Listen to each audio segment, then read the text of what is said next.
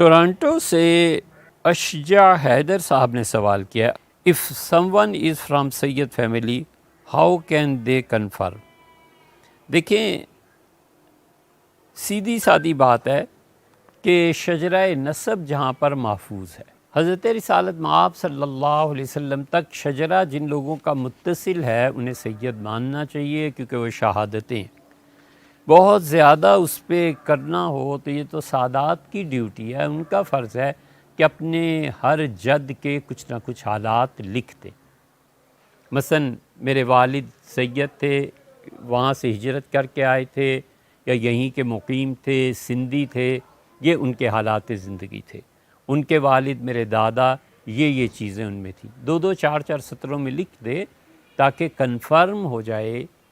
کہ وہ سید بھی ہے، اور آئندہ کسی کو تاریخ میں شبہ بھی پیش آئے تو دیکھ سکتا ہے کہ یہ ساری چیزیں، ساری کڑیاں آپس میں پیوست ہیں، ملی ہوئی ہیں، اور وہ حقیقی طور پر سادات کی اولاد میں سے ہیں۔ پھر سادات میں کچھ نجیب الطرفین بھی ہوتے ہیں۔ نجیب الطرفین کا مطلب یہ ہے کہ وہ ماں اور باپ دونوں کی طرف سے سید ہوتے ہیں۔ ہمیشہ سادات سے شادیاں جو کرتے رہے ہیں وہ اسی لیے کہ یہ نسل محفوظ رہے، حسنی اور حسینی آپس میں ایک دوسرے سے رشتے باندھتے رہے ہیں اور ان کے سنجوگ ہوتے رہے ہیں۔ حضرت مولانا ابوالحسن علی ندوی رحمۃ اللہ علیہ کا خاندان بھی ایسے ہی ہے کہ ان کے سنجوگ اسی طرح سے اس وقت بھی ہوتے تھے، اب بھی ہوتے ہیں۔ تو یہ سادات میں ہونا ہے، اور یہ جو آپ نے لکھا ہے کہ یہ کیا اس پہ اعتماد کیا جا سکتا ہے فیملی ٹری پہ، تو یہی اصل صورتحال ہے۔ اور اس کے علاوہ جن لوگوں کا دعویٰ یہ ہے کہ سید ہیں، ان کے بارے میں کوئی چیز باقی نہیں، اب بس ہوں گے،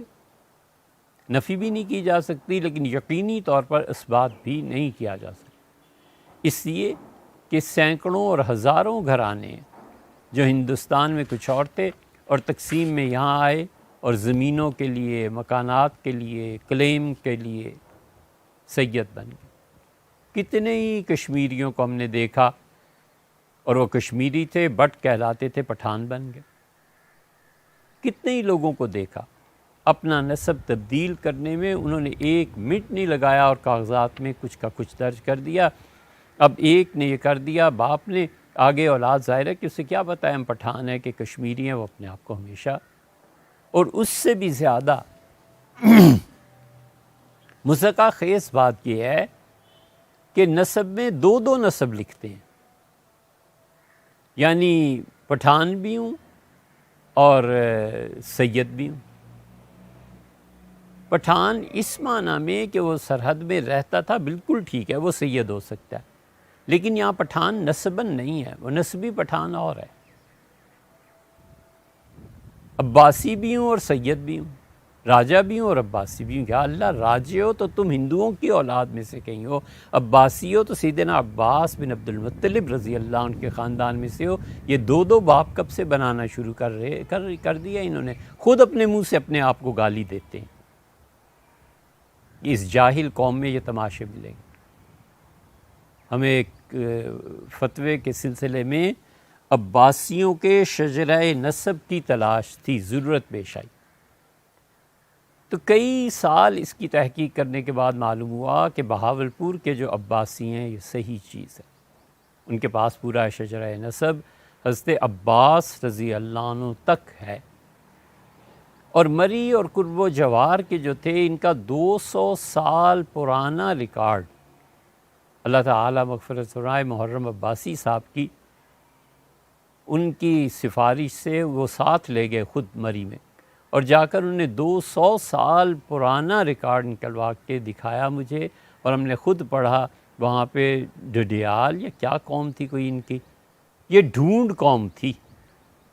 اور یہ اب اپنے آپ کو سارے عباسی لکھتے ہیں۔ 200 سال کی تحقیق کے بعد، پڑھنے کے بعد ہم نے لکھا کہ ان پہ زکوٰۃ جائز ہے، کیونکہ یہ اصلاً عباسی ہیں ہی نہیں۔ اس سے کئی بار انہیں کہتا ہوں کہ یار کوئی اپنا نسب نامہ بتاؤ جو آپ سے لے کے سیدنا عباس بن عبد المطلب رضی اللہ عنہ تک متصل ہو، تاکہ ہم اپنے فتوے سے رجوع کر لیں۔ اور یہ کہیں کہ زکوٰۃ آپ لوگوں کے لیے حرام ہے، آج تک 30 برس سے زیادہ ہو گئے یہ اپنے نسب کو نہیں لا سکے، پورا نسب نام جسے وہ ثابت کر دیں کہ اسی کا بیٹا ہے اس سن میں، اسی لیے وہ راجہ بھی ہے اور عباسی بھی ہے، وہ ڈھونڈ بھی ہے اور عباسی بھی ہے، وہ سید بھی ہے اور عباسی بھی ہے۔ سبحان اللہ، اگر تم سید ہو